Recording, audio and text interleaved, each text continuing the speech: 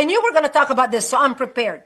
Here is the Muslim Brotherhood plan for North America. It's in Arabic and it's in English. This is the version presented by our government. You see the number, the government number on the bottom. It was presented as evidence in the largest terrorism financing trial in the history of our country, where our government sued the Holy Land Foundation in Dallas, Texas in 2007-2008 and handed down 108 guilty verdicts to Muslim American and Muslim American organizations raising money in the United States to the tune of over $12 million, raised in $150 and $160 segments, which is the price of a suicide belt for a suicide bomber.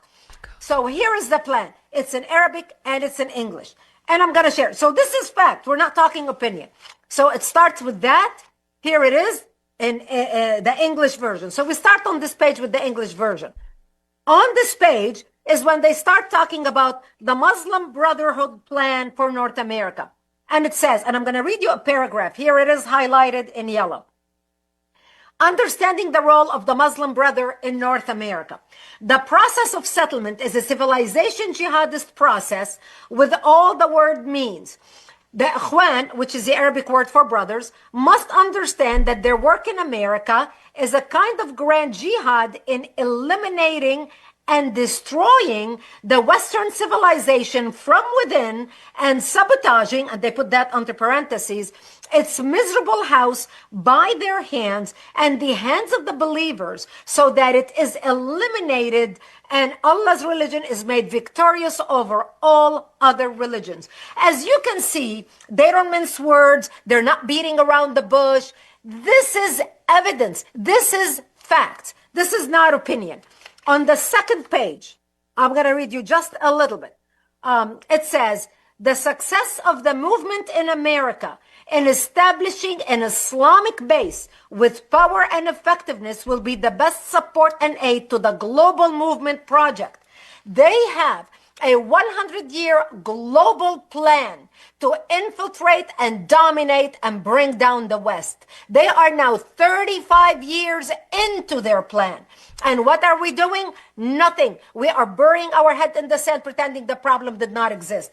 If you have time, I'd like to read you a couple more items. Please. But if we don't have time, we can continue. No. We have time. We have plenty. No. We have time. All right. So, and they talk about how they are building segments to infiltrate our society, all our society.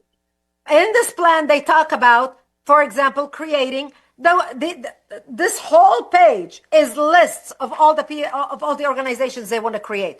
The women's organization, an economic organization, youth organization, social organizations, the security organization, political organization, judicial organization, the media and art organization, the intellectual and cultural organization, scientific, educational, and professional organization, the Islamic American Founding Conference, the Shura Council for the Islamic American Movement. These are the consultants for Obama, by the way. The Executive Office of the Islamic American Movement, Chairman of the Islamic Movement and its official spokesperson, field leaders and organization and Islamic centers. By the way, right now, we have 3,500 mosques and Islamic centers all throughout the United States. But the most important page of this is the last page. On this page, they list 29 front Islamic organizations set up in America with the sole purpose of destroying America from within. And I'm going to start.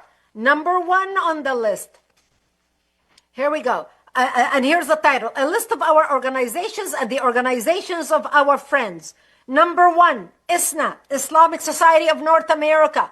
Islamic Society of North America were advisors to President Obama about Middle East policy. So not only we had the Fox watching the hen house, we had the Fox inside the White House talking policy in the ear of the president.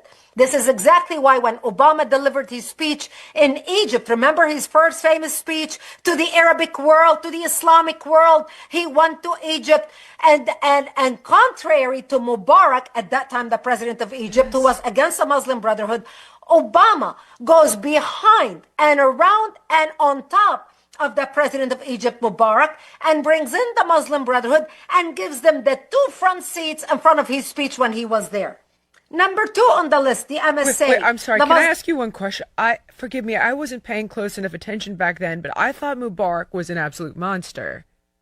I thought Mubarak was he was not a monster. He was before the Muslim Brotherhood. Mubarak was the vice president when Sadat, who signed the peace treaty with Israel, he was working with Sadat. He got elected after Sadat was assassinated, and he continued the peace treaty with Israel. The Muslim Brotherhood hated his guts. And when they did their coup in the Arab Spring, remember the Arab Spring?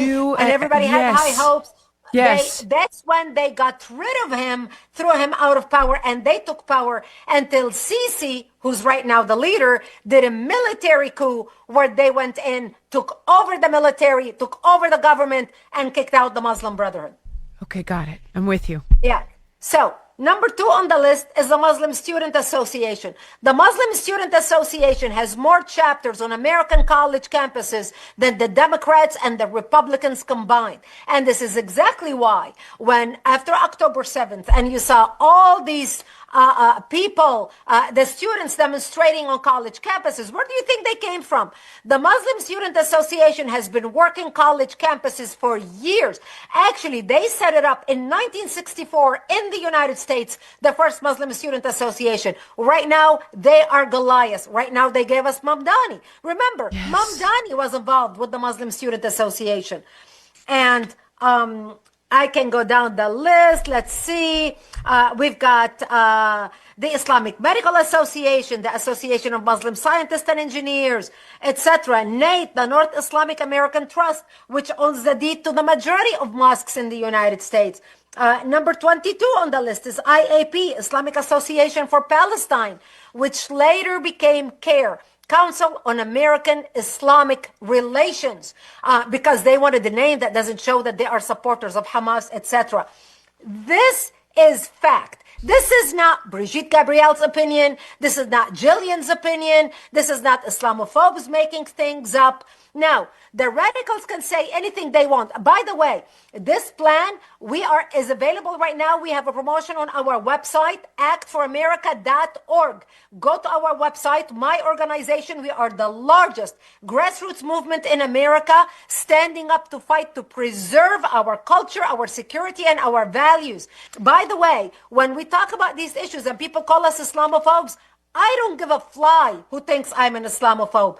Our job right now is protect our country from an enemy determined to destroy us. And who calls us Islamophobes? CARE, the Council on American Islamic Relations, the SPLC, who works with CARE, the ACLU, which basically became the legal arm of CARE. So the leftists and the Islamists right now are coming together, working together. The left is being used as the useful idiots at the hand of Islamists with an agenda.